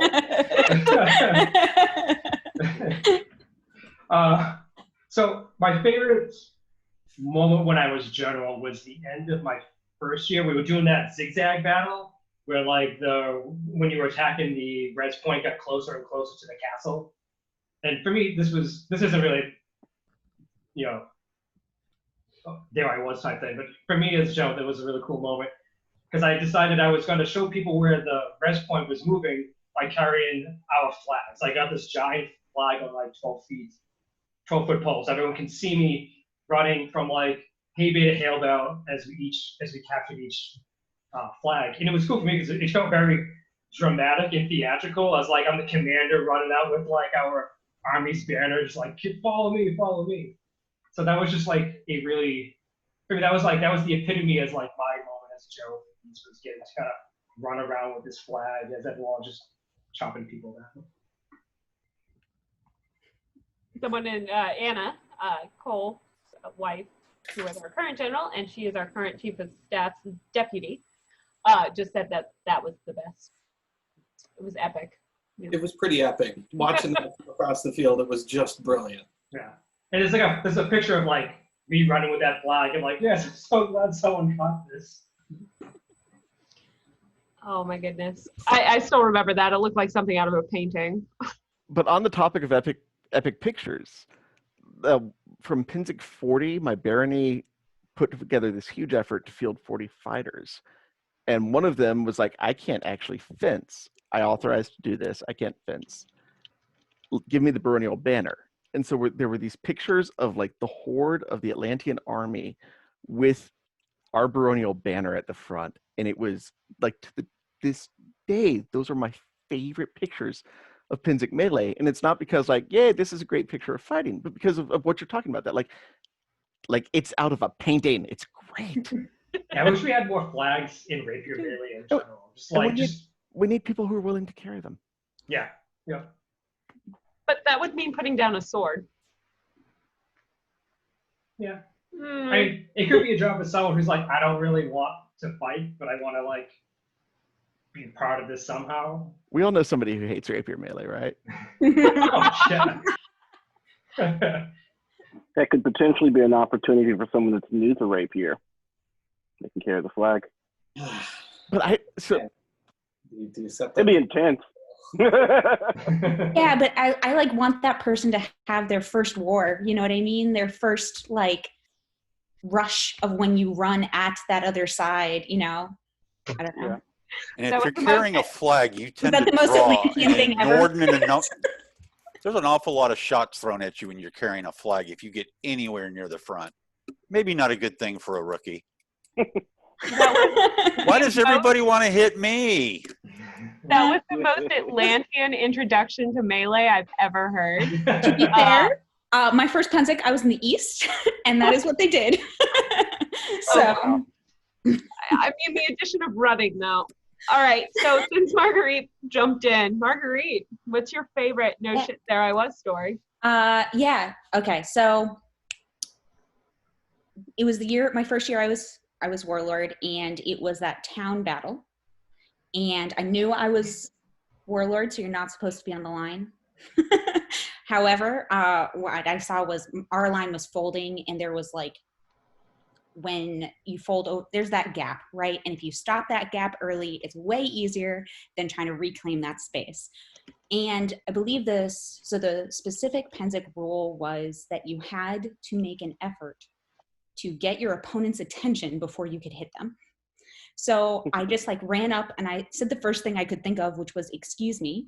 And then I hit them, and then I kept doing that down the line, and I got to the end and I was like, what is this? And I like twirl back into the line, and that ended up happening like 3 times. And after the battle, that last call, the marshal who was standing there the whole time was like, hey, you have the most polite line rolls. Okay. Remy, stop giving Cole bad ideas. I don't know what you're talking about. Stop it. I don't know what you're talking about. I see I don't you. want to. I don't want anyone structuring Cole's experience as a general. I see you, and it's hard enough grabbing his 6'4", like 6'4", 6 foot. I don't care. He's over 6 feet. They're all super tall at that point. It's hard enough scruffing him at You my think height. everybody is super tall. I After do. 6 feet, it's all the same. It really is. Once you hit 6 feet, if you're 7 feet, you're like uber tall. But it's hard enough picking him up and getting him off the line, so stop it. Robert, what is your favorite no shit there I was story? I think it's going to be a number of years ago at Gulf Wars. I hope nobody hears from North Shield, or if they are, they don't get offended, because they paid the price for it. North Shield had become an invaluable part of Trimaris's ally structure. Because when we first introduced the melees to Gulf Wars, North Shield showed up with a bunch of people for 4 or 5 years. They were dropping like 50 guys on the field. And in the field battle, we always did it as a 2 out of 3. And on the second time through, every year, North Shield would start in one corner and then run at the angle across the field to hit the opposite far corner. You could set your watch to it. And I had retired, and when it's called out of retirement to command again. And I was like, I'm really tired of this. So I hid all of my white scarves behind the line and then mustered them all off to one corner and let North Shield start off across the field. And when they were about 3/4 of the way across, I unleashed all the white scarves, who hit the back end of North Shield first, which is where their rank and file fighters were. All the superheroes, Gage, Mateo, Michael St. Christian, Rodrigo, they're all up front and have no idea what's happening behind them as their army disappears. And then when they arrive, and the thing immediately behind them were 32 Ansteorra white scarves, and we eliminated North Shield from the field in about 23 seconds. And strangely, their value went down the next year. They became much more economical to hire as an ally, to offer goodies to. That was probably one of my favorite success points. That sounds like a lot of fun. Yeah. Killed their stock. It's really gratifying, though. Yeah. So many good stories involved, and then I was in their backfield. And They didn't know it. Hey, I gotta say, like, you tall dudes, I don't know how you do it, but I swear, Davius in the gold lame, Alexander in the purple doublet, Anton in the Thieves of Hearts with the giant heart crap on it, like, it's like camo. It's the best.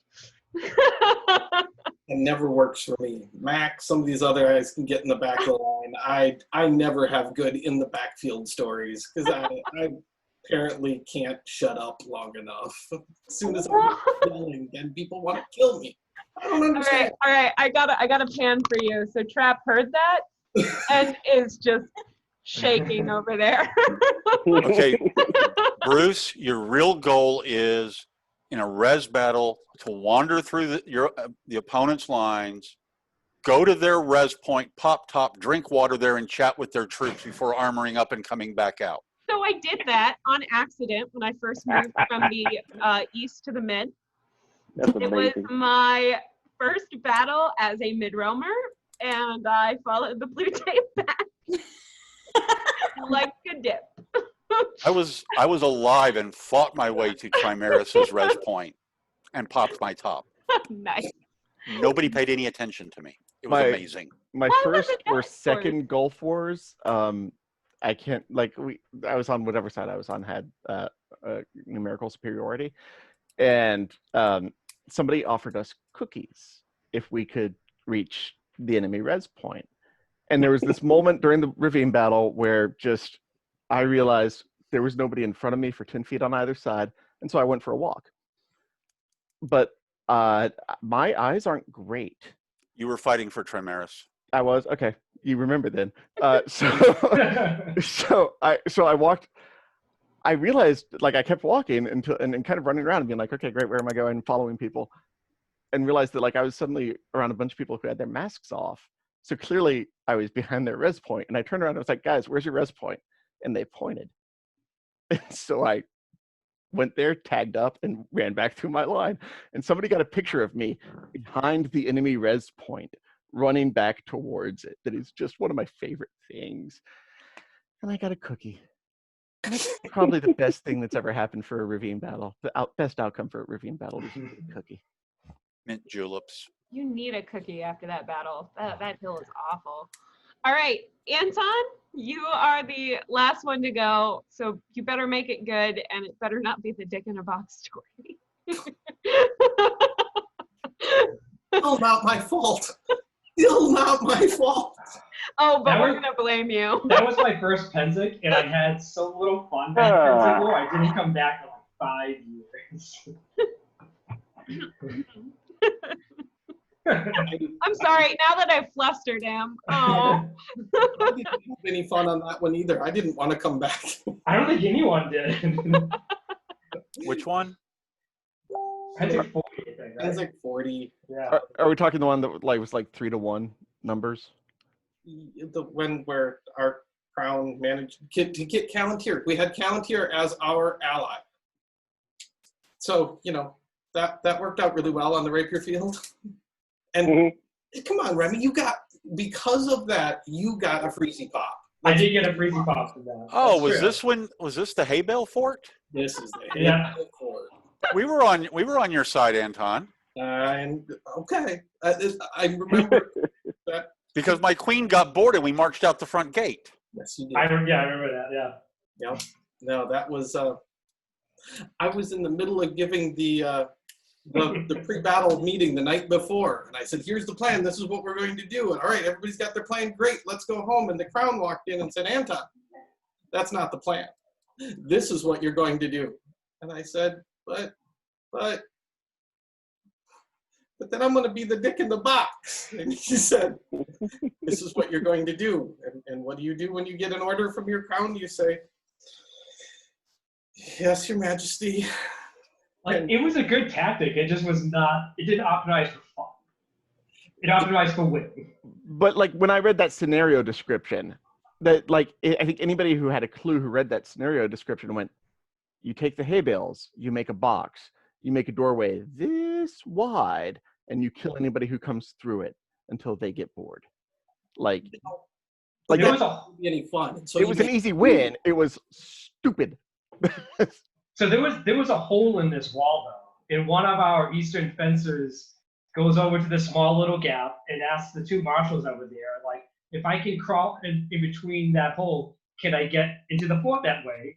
And one was an eastern marshal, one was a mid marshal. They looked at each other and they were like, sure. And she was tiny, so she crawled through this gap in the wall because it was hay bale and the hay bale on top, so it was like this little opening on the grass. She got through and she started DFPing people. Until So Atlantia tells this story as Benjamin Wheeler being the one who crawled through. Maybe multiple maybe people. multiple people crawled did. through. Yeah, I don't know. Because I know one of the handsome boy girls, woman made it through there and stuff, and was DFPing, and then like a hold was called. There was a bunch of kerfluffle, and then things got reset and stuff. So there were some good stories that came out of the dick in the box. I'm sorry, Anton. I'm so sorry. We don't blame you. We love you. Like he started off by blaming his crowns. So Yeah, that's fine. When in doubt, kick it up the chain. It's fine. Turns out, seems like that's a great plan. All right, Anton, your personal story, and I won't wreck it by priming the waters with chum. I feel like I almost should just quit it while I'm ahead, but now that one. So Remy mentioned it before. When you're general, yeah, you get to be the general, and you get to do everything by proxy. But there was something really, really satisfying about coming home to my unit, and I fight with the thieves of hearts, and there was one year just after I'd stepped down from general, so I was back running with my unit. I had no responsibilities. I didn't have to do anything but go out and stab people, and it was going to be great. And we're doing a line battle, or open field, but the units had hit. There was a line, and I was in the reserve. I pulled up the guys, and I was like, that's where the gap is. And we start shifting towards the gap, and I hear somebody on the other side start screaming, the thieves are moving to the left! The thieves are moving left! And I said, we haven't arrived. The other team knows our name. We're done here. This is great. We hit the line, and I'm sure in real life, it didn't look anything like it, but in my head, it was like one of those nature shows where they're in the helicopter watching as like the gazelles, and they're all going one way, and then they do this beautiful split, because my column of 2 went through, and one half went that way, and one half went that way, and then I have no idea what happened. But it was going to be great. So, I don't know. It's either that or walking back across the field from the East Kingdom res and having Natalia look at me and going, Anton, what are you doing in my backfield? I don't know, I was thirsty. There was some water over there. That sounds like something Natalia would do. Yeah, that's a pretty good Italian impression. I think you got her language stopped dead on anyways. I think if I closed my eyes, I'd be having nightmares right now. Yelling at me. All right. So. Hey, Bruce. Mm, What's your no shit there I was story? oh, I have a couple. Well, I then you have- get to tell one because there's going to be more episodes for you and me. Oh, well, let's talk about army dynamic really quick. So my favoriteest no shit there I was story was my first woods battle on the the mid side. I ended up squared up against some of Shark Pit, which is my eastern household, and Atlantia came to reinforce them. Well, I got pushed through a gap, and as Atlantia was coming to reinforce them, I heard, oh, there's Bruce. And I started running like nobody's business because A, Atlanteans know how to take on one person with a unit of like 3 to 5. And I was like, okay, I'm gonna die. So I start running and I hear more cries of, oh, it's Bruce, oh, it's Bruce, oh, it's Bruce.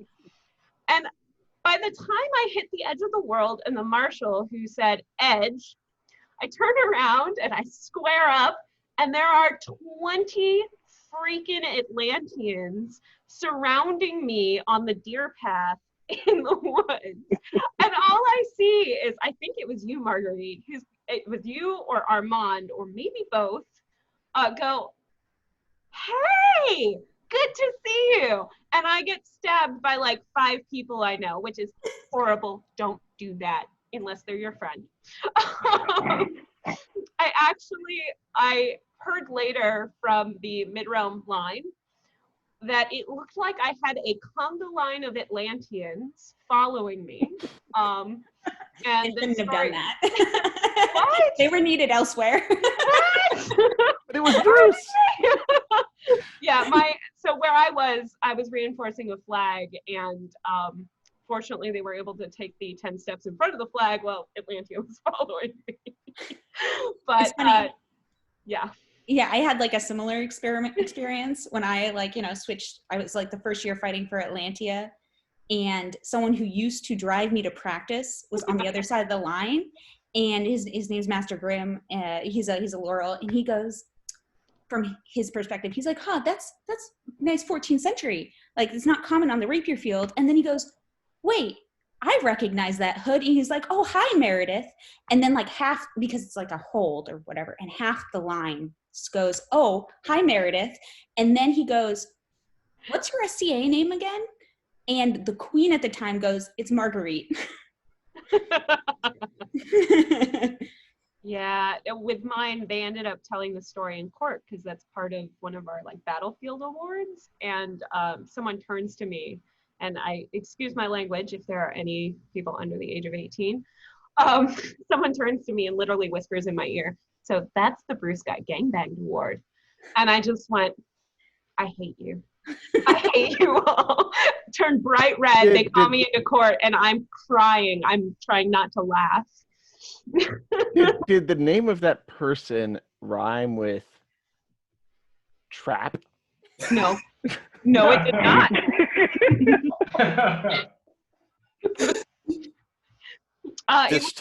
It was my twin. It was my twin who we traded to the east in the time that I moved to the mid.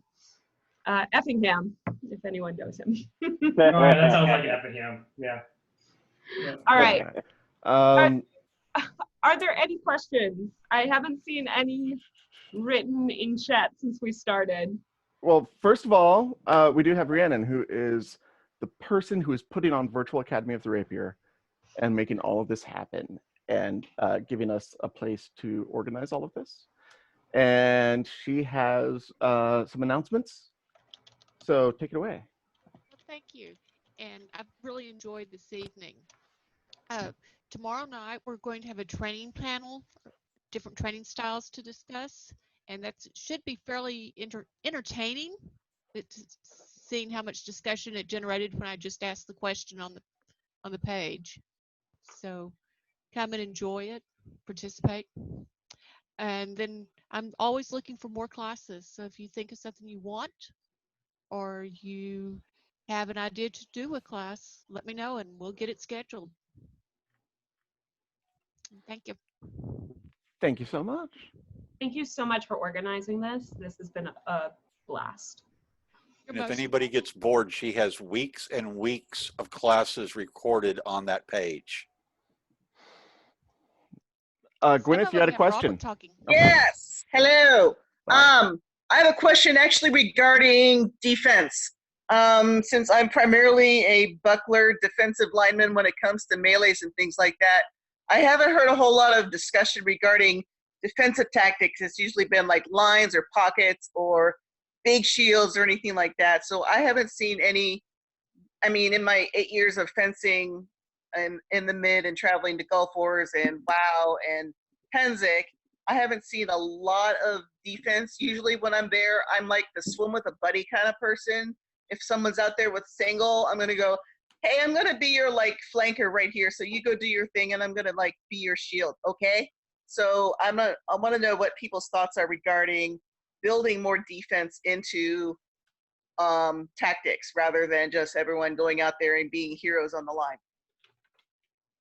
Yeah, so I think not everyone can be a killer for like a whole bunch of different reasons. Maybe they just new, so like they just don't have the skill or confidence to be that. Maybe they just don't have the reach. If you don't have the reach, it's very hard to hit someone across the line and stuff.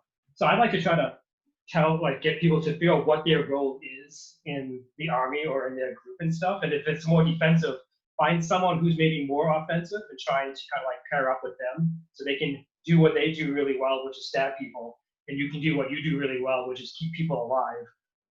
I'm a big hockey fan, so like you kind of get the assist by protecting the person that's getting all those cross shots and stuff. But I think that's super valuable, and I think it's something that I think is, at least in a general sense, it's not something that we praise as much as we probably should, because everyone wants to be that cowboy or the hero, like you were saying, who gets the kills and stuff. But if you can keep that person alive, you're doing a huge, good job. I think that's super important for your group.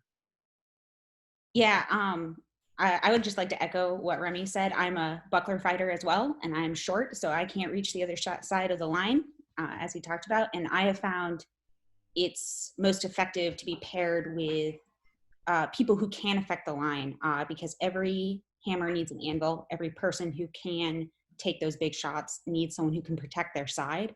And that does expand up into small unit tactics, where you do need units that can absorb that force that's coming from the other side, and you need other units that can take the flank when it's available. It's two halves of the same coin. You can't have one without the other. And defense is super useful with like, if you got like objectives, like you have this flag, you have this doorway, you need to hold on to it and stuff. Having people that are really good at defense and can just kind of like negate measure and stuff is also extremely useful, like in those very specific situations too. Sorry, Anton. To step in, sorry. Go ahead, Mr. Okay, to step in, I think a lot of hot shots like to go out and skirmish. A lot of the like, a lot of the hot dogs like to go out and skirmish because they want to get kills. But if you think about a skirmisher who can stay alive and keep 3 people busy, so somebody who has super high defense, even if their offense is, if they can keep 3 people busy, if they're a nobody who can keep a mod, couple scarves, couple mods busy, like that's a far more useful fighter, and they may never get any kills, but that high defense capacity is actually something that I think we overlook in Yeah, I'm a people that fan we of the assign to skirmishing. Yeah, I'm a fan of the assist because at Gulf Wars one year I was in the ravine with General Adam Akai, and I was his flanker. Just happened to be there, and I pretty much kept him alive. But we went out and shanked people and everything like that, and I pretty much stuck to him like Velcro. It was pretty effective tactic on that. I think bucklers are underappreciated in a melee. I'm a huge fan of the buckler. Everybody wants to fight with daggers because daggers are damn sexy. But the dagger has a very small margin of error and is very unforgiving if your parries aren't dead on. The buckler's more forgiving once you get tired and your arm isn't as fast. It can pick up that shot that you didn't see, that the buckler just happened to be in the right place. You don't get that lucky with daggers very often. You don't get that lucky with case. I feel it's a style that not enough fighters apply enough time to, especially newer fighters. They go out with a dagger because that's what all their buddies do. Their hand gets hit all the time. They get frustrated. Their skill doesn't advance. And that applies either in tournament or in melee. You give them a buckler, they can stay alive longer. They get to have a better time because, well, they're on the field longer. If they're on the field longer, then there's a better chance that you will be there when something needs to happen. And now you're either you did it or you're part of the group that did the thing. And that's always a plus. I've got a bunch of my guys are running Rotellos in the melee. And a buckler in a tournament is brilliant when you're just looking to defend yourself. But I really love how much shade, how much defense you can project with the Rotellos. They're Captain America shields, they're strapped rounds. I am lucky enough, I get to run with Yana quite a bit. She has a round shield. It is brilliant. She is a huge force multiplier. She lets me get away with stuff that I just have no right getting away with. She's an awesome chief of staff deputy, and it's great that she can keep herself alive. Hell, she keeps I know, I won't have to scruff her off the line because I trust her. to go back to the future of melee question a bit, bucklers show up more in cut and thrust, or as a little more useful, common on the cut and thrust field than they do on the rapier field. Do you think bucklers have more utility in a cut and thrust melee? Because you were one of the people who raised your hands, said you'd done that. Oh yeah, I think so. I feel like the way a cut and thrust melee moves, the way it fights different than a rapier melee, especially a big melee like Pennsic. Anytime that I'm out on a regular rapier melee, yes, I have case. Yes, there are a 42 and a 45, and so I have X amount of feet that I feel like I can control because I just need to stab somebody. But once cuts are involved, that distance changes, and I need a way to shut down that shot that's coming at me. Yeah, I absolutely the blades are shorter. My cut and thrust blades are 39. I mean, it's just a different game, and I wouldn't go out there with the case if we're fighting cut and thrust where we're actually focusing on cuts. It'd be a different thing if I went out and said, I'm just going to face thrust everybody. But you get run down really fast when you try that. And then it hurts. So other questions for the panel? Anybody? Oh, Gwyneth, you should encourage more people around you to carry bucklers. I actually have a question for the panelists while we have everyone here. But also B, would like to say that we are planning on doing these twice a month, every other week, and are hoping to talk about more tactics, maybe next week, definitely in subsequent discussions. Wistric and I are working very hard on putting together panelists we know will work well together, and we'll have a variety of things to say on a topic so that we're not just all sitting here going, yeah, melee's cool. But my question for the panel, real quick, is we have a variety of people from the major war parties here. We have East and Mid, we have Atlantia, we have Trimaris, we have Ansteorra, all in one. But what is the one thing that you have learned from another army's identity, another army's perspective? And why is that helping push your melee scene in a better direction?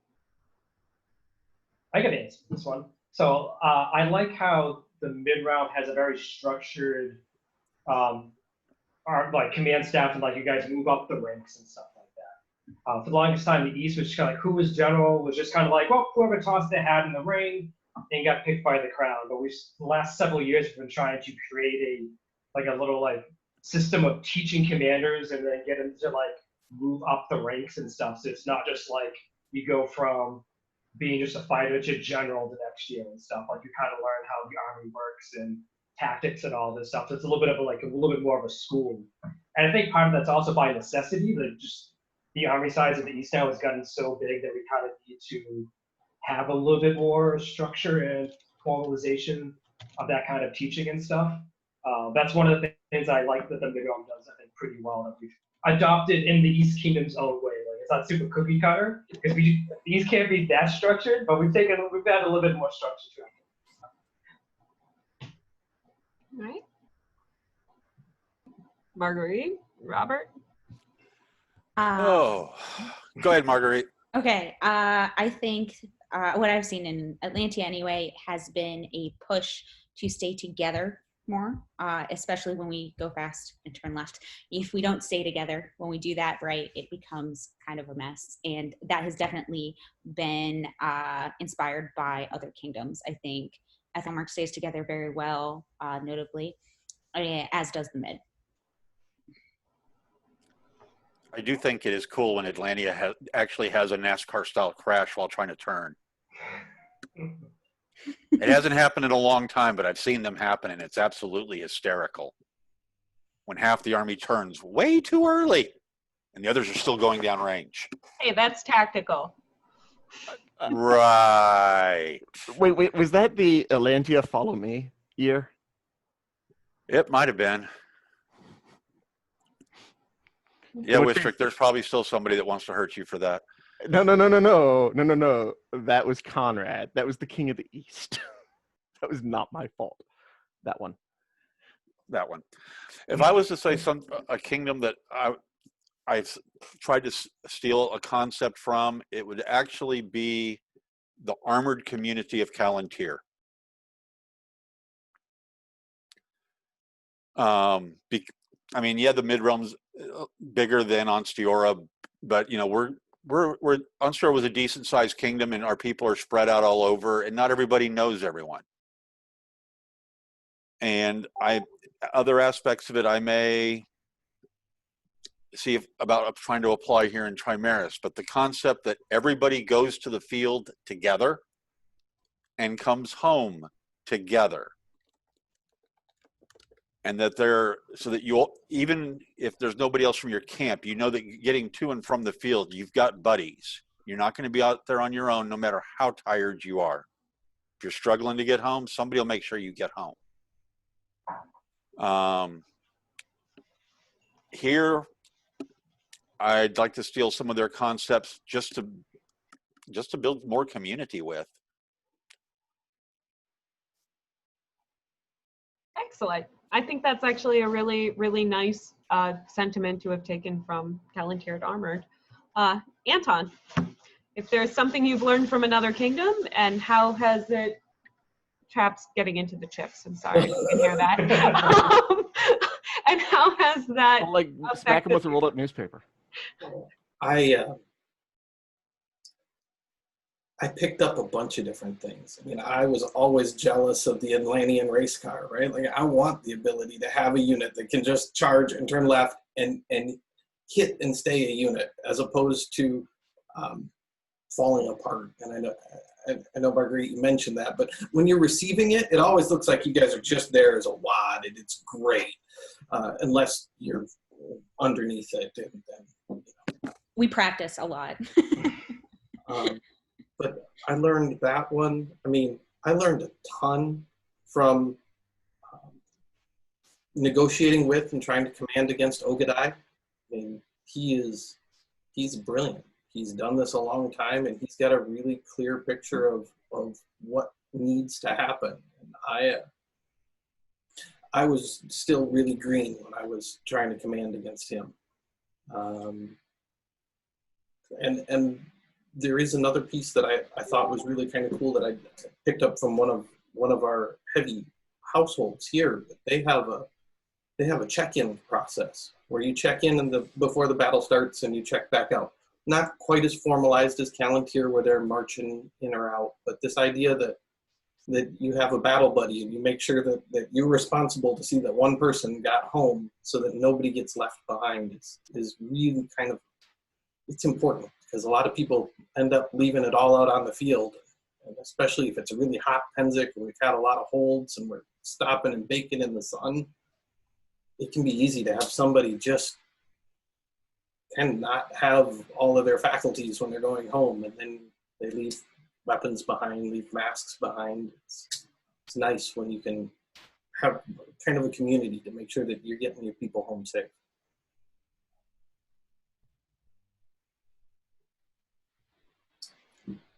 And my heart grew 10 sizes today. I don't know where it's gonna go. All right. Any other questions? I think we are just a little bit over time. So I think, Wistric, you want to wrap this up since you opened it? Just again, to thank you all. As Bruce mentioned, we have a lot of ideas for what we want to talk about, what we want to have panels about. Anybody who has suggestions, anything you want to hear, some, four knowledgeable people talk about for 2 hours, like, let us know. We can probably find people willing to talk about Melee. Just let us know what you want to hear about. We're there. And if 2 hours is too long, let us know too. Like, yeah. we know this was a bit of a marathon, but we appreciate everyone for sitting through it and coming and talking to us. Like, I can't tell you guys how much I was looking forward to this once I saw. This was easy. You should have done our Zoom Pelican meeting. No. I provided the whiteboards for the Pelican meeting last Penzic in Mid-Realm Royal, and I didn't hear anything because you can't hear anything through those walls, but the droning for as long as that went, couldn't convince me to sit through one of those. The magic phrase was, I was trying to will my heart to stop beating. Oh. So as like the baby pelican of my kingdom, I've been to one meeting. It was a Zoom meeting and it was painless. And I want to proxy the rest of my meetings because so our first meeting was to decide if they can amend the charter so that we can meet online. So guys, I suppose we should wrap up the Melee portion of this. And we can just sit around and talk crap about other orders. So this was easy. Well, I'm very glad to hear that. But like Wistric said, if you have suggestions, if you have things you want covered, let us know. You can, if you know Wistric, message Wistric. If you know me, message me. If you Go don't, on the message Virtual Academy Anton. He'll Rapier pass it to website. me. Find one of the, you find our event, find this event on the Virtual Academy of the Rapier website, Facebook group. Post a question there. Post a suggestion there. Anything. And yeah, again, there's the training methodology session tomorrow. There's also, is there also the Get Good panel tomorrow? Rhiannon? Okay, great. And yeah, Rhiannon's got lots of material. Anybody who wants to just spend their evenings learning how to get good at everything fencing. Yep. And much to my kingdom's chagrin, I'm not going to stop talking about melee anytime soon. So. Oh, we have a suggestion in the box. Oh, yeah. Everyone has to. Everyone's got to read it. Yeah. Right. So we actually do have a class like that written down in our grand scheming notebook, whatever you want to call it, Google Doc. Google Doc. So I'm really hoping that we get to cover that soon. We're also hoping to have a crossover specific class at some point. So. Hey, Yon, you should attend that. Actually, yeah, that cool. So you can learn how to cross over. Thank you so much for the suggestion, Daniel. All right. Well, that ends tonight's panel. Thank you all. Yep. And if you hang around, you'll probably hear us picking on Wistric. Make it stop recording.